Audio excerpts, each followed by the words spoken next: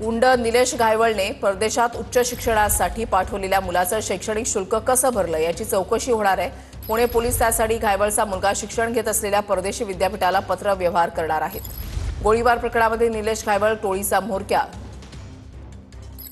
निलेश घायवळ याच्यावर गुन्हा दाखल करण्यात आलेला आहे आणि त्यानंतर एका मागोमाग एक 6 ते 7 नवीन प्रकरणं समोर आली असून गुन्हे दाखल करण्यात आलेले आहेत। या पार्श्वभूमीवर घायवळ टोळीची आर्थिक नाकेबंदी करण्यासाठी हालचाली सुरू करण्यात आलेल्या आहेत।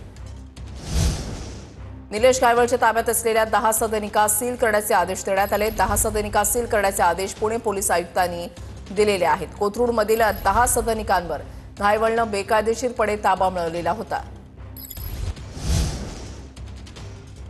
पुण्यामध्ये निलेश घायवळवर आणखीन एक गुन्हा दाखल झालेला आहे। भीती पसरवणारे व्हिडिओ पोस्ट केल्याप्रकरणी कोथरूड पोलीस स्टेशनमध्ये गुन्हा दाखल करण्यात आलेला आहे। निलेश घायवळनं इन्स्टा आणि फेसबुकवर पोस्ट टाकल्याप्रकरणी हा गुन्हा दाखल करण्यात आला आहे। चिथावणी देत दहशत माजवल्याप्रकरणी घायवळच्या विरोधात गुन्हा दाखल झालेला आहे।